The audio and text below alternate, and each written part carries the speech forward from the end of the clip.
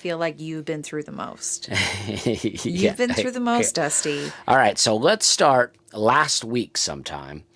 We're setting up a room for the baby. So I'm moving a old recliner that we have into the room that has a bit of a rock to it, so Hannah can sit and feed Samuel if she'd like and rock. And I'm moving it in there, and it's old. And it drags across my bare foot and my toe, cutting into my toenail, bleeding. And throughout the week, this toe was getting swollen and red, and I was getting no sympathy from Hannah. She goes, "It looks fine. It looks fine." And it was hurting. She put alcohol on it, and it burned like I've never felt. And it just, to me, kept looking worse. And then my mom comes up, and my mom is like, "Oh, gosh." She goes, "You should soak that in water. You need to soak that in some salt water. That could get infected. You need peroxide." And I was like, finally, someone giving me some sympathy around here. And I will state for the record, that toe looked the same health-wise as all the other toes. And I absolutely did not have any sympathy for you because I was like, dude, you stubbed your toe. And that's just about it. That's happened. It's completely untrue that it looked the same. And my concern was tetanus, right? I didn't stump it. I dragged something across it, and it cut into the toenail. Now, when I was growing up, there was this man named Gene Simmons. No, not Gene Simmons. Gene Sims, not Gene Simmons. Gene Sims.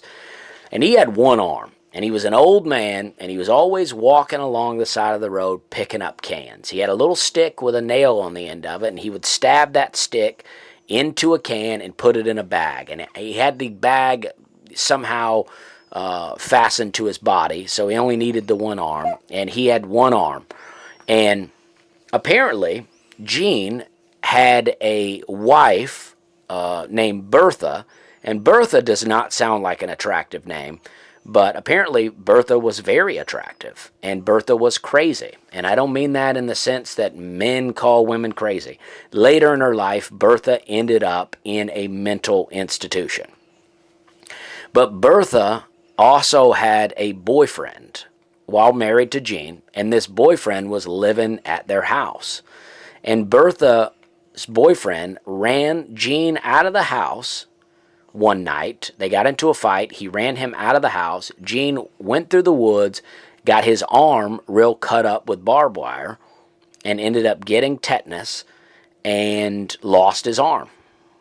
Okay? So, good gracious. That's all I could think about. And unrelated to stubbing a toe. Listen, I did not want to lose my toe. I can't believe you just compared me to Bertha.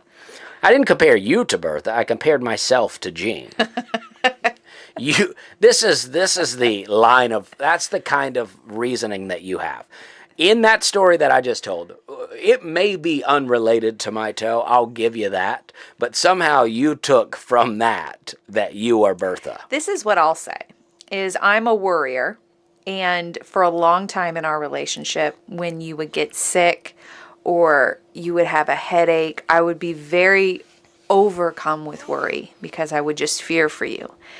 But praise God, I've learned that sometimes you're just, you just need to be tended to, and it's not all that bad. And that's a relief to me to know that about you at this point. To just know that when you say you're really sick, you're sort of sick. To say you stubbed your toe and you could have tetanus, it's absolutely going to be fine in 2 days. And I know that about you now, and that gives me a lot of relief. Well, it was getting better. Yes. The toe was getting better. Yes. And I was sitting, I don't want to give the details, too many details, but I was sitting on the toilet, okay? And I had my phone. And then when I got up, I set my phone on the toilet paper dispenser, and it fell and was headed straight for the toilet. And this was a brand new phone that I just bought. It was headed straight for the toilet, so I swatted it. And wouldn't you know it, that phone soared through the air and landed straight on the toe, making it bleed again. It was bleeding everywhere after that. So the toe had been a real concern for me. I knew Hannah was pregnant and could give birth at any moment, but I was worried that I would lose my toe. Yeah. So then Saturday rolls around. I start to get a little dizzy from time to time. Now, I've had vertigo in the past one time, undiagnosed, but I'm pretty sure it was vertigo. I was in Salt Lake City in a hotel, and it hit me, and I was real freaked out. I managed to pull it together and do shows that night. I don't know how I did it. But Saturday, I started to experience a little bit of that. So I was doing this maneuver that I had looked up, and I felt like, all right, I'm getting better. So I go to sleep, and Sunday I wake up, and the vertigo is insane. I woke up, and I am spinning. I'm laying in the bed. I am spinning around. I ended up throwing up. The only times I've ever thrown up is from being sick and from being hungover. I've never thrown up from being dizzy. And I threw up, and then I just could not move. And then Hannah, we looked up a different maneuver. So Hannah did that maneuver where it's like I sit up in bed, she turns my head one direction, facing over my shoulder, and then pretty much moves me real fast down on the edge of the bed where my head hangs off. I stay like that for a minute, then she moves it to the other side for a minute, and then I lay on the bed for another minute, and then I'm supposed to sit up. So we did that twice. Both times I threw up after. I mean, it was insane.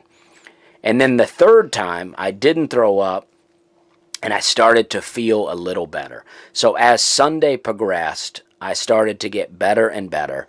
But I will say, there's nothing like a little vertigo to take your mind off a toe. I mean,